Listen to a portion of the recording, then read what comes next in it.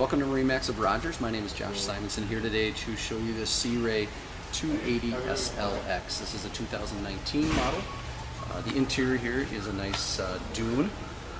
And as we come down into the boat, there's a nice walkway with the sea decking in here.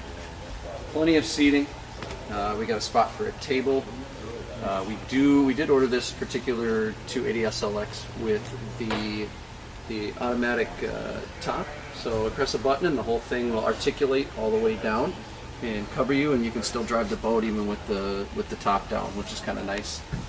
This does have a nice big head to it as well.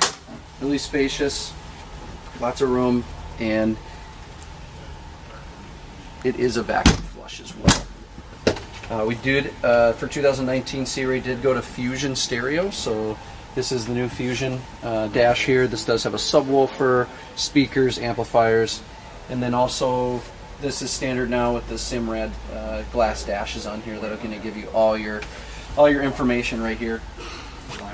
The bow of the 280 has plenty of space, plenty of storage up here as well, and then we also did the windlass anchor. So awesome boat for Lake Minnetonka or any other bigger body of water.